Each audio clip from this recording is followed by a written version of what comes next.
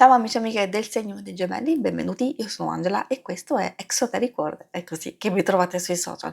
Questo è l'oroscopo lunare motivazionale, vi darà dei suggerimenti e vi aiuterà a trovare la spinta giusta per affrontare il periodo dal 29 agosto all'11 settembre, dove troveremo la luna nuova in Vergine.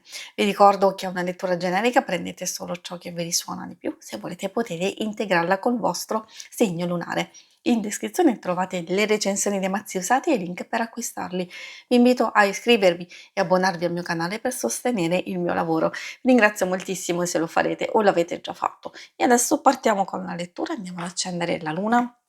Vediamo dal punto di vista astrologico, dove questa luna ci porterà maggior forza interiore, più disciplina, le ambizioni saranno elevate, abbiamo l'opportunità di liberarci di ciò che non è più necessario, ciò che ci causa pesantezza, blocco, negatività.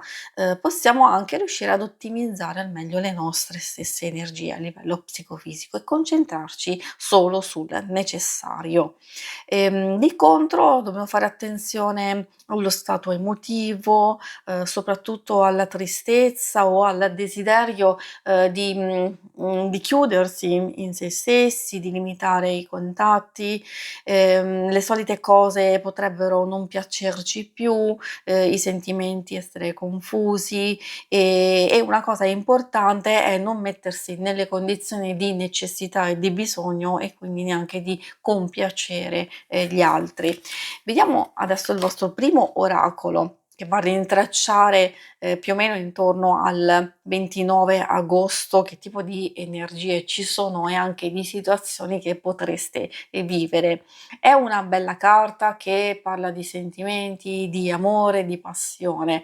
Ovviamente può riguardare sia alcune relazioni, sia anche nuove conoscenze, però ha quell'aspetto che magari si può riferire a un hobby, a un lavoro, a un qualcosa che ci coinvolge particolarmente, quindi questo lo dovrete capire voi effettivamente. Vi posso dire che è già il primo, la, la prima fase, quindi il primo momento è un po' più ricco, quindi sentirete subito queste energie di gioia, di apertura del cuore, di avere più fiducia appunto sia nell'amore, nelle emozioni, nell'attrazione, eccetera, eccetera. Quindi questo può portare, come vi dicevo, sia a nuovi incontri, un'avventura sentimentale, nuove amicizie, anche persone che magari vi possono essere utili in altri aspetti, quindi abbiamo visto anche le situazioni più pratiche e lavorative. Il primo quarto come messaggio ha a che fare con una fase di sospensione e quindi a metà percorso possiamo sentire queste energie dove c'è un equilibrio precario.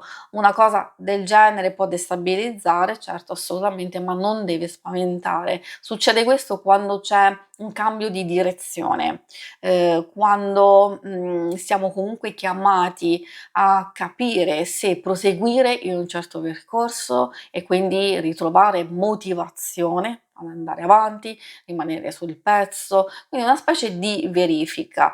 E che succede? Succede che ci sono delle circostanze, delle situazioni che rappresentano una sfida per la nostra volontà. Un ostacolo non arriva a bloccarci totalmente, arriva a farci capire effettivamente se è il caso, come vi dicevo, di proseguire in una certa situazione, relazione, eccetera, oppure se veramente l'opportunità giusta per fare un cambio di direzione che potrebbe essere molto importante. A volte può succedere anche che se viviamo una situazione difficile o una relazione tossica, complessa, allora quando arriva la possibilità di cambiare direzione, forse è meglio coglierla per andare a migliorare a star meglio in senso lato. La gibbosa calante parla di riflessione, di pausa, di trasformazione, quindi una volta che noi abbiamo fatto la nostra scelta,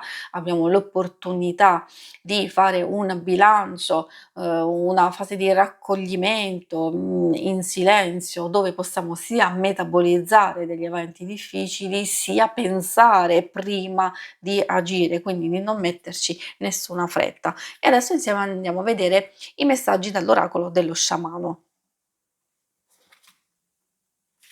Allora, gli altri messaggi arrivano dalla carta il fanciullo.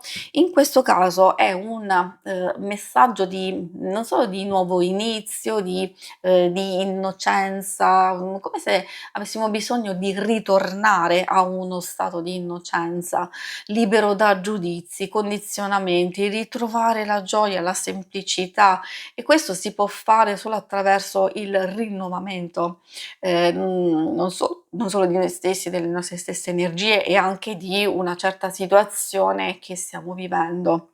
Ci può essere finalmente un riscatto, una possibilità di cambiare percorso. Come vedete, l'universo stesso e anche quello che stiamo facendo, possono, ricadere e ripetersi alcuni messaggi, forse perché proprio lassù qualcuno vuole che voi sappiate questo, e quindi quando appunto salta di nuovo fuori quel messaggio di possibilità di cambiare percorso, forse è il caso di riflettere un po' su questo tipo di messaggio.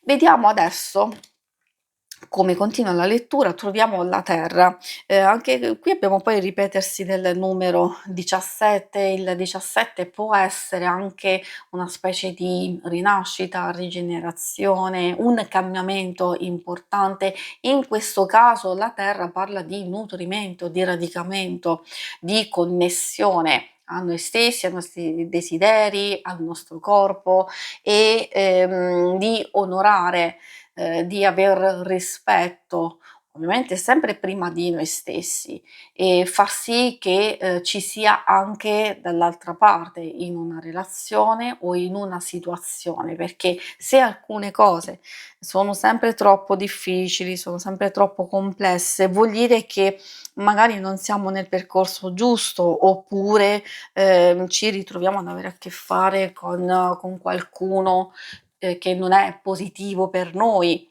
Non vuol dire lasciare, non vuol dire, abbandonare, niente di tutto questo, dipende sempre da che situazione vi trovate, però magari forse è arrivato il momento giusto di trasformare, di evolvere, di far crescere alcune cose.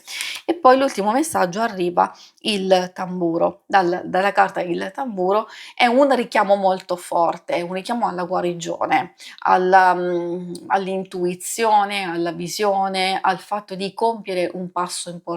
Ovviamente questo potete capirlo voi in quale ambito, nello specifico, nei confronti di chi magari, ed è arrivato il momento favorevole di farlo e di ritrovare il coraggio, la forza, e la determinazione appunto di fare questo passo senza, più indugiare, senza, aspettare ancora, senza tergiversare, ma è arrivato appunto quel momento di procedere e di andare oltre. Si conclude qui la lettura, vi ringrazio per avermi seguito. Se volete, in alto a destra trovate il logo per iscrivervi al canale, mentre in basso trovate le schermate per vedere il vostro oroscopo mensile e quello settimanale. Alla prossima, vi auguro una buona luna, ciao!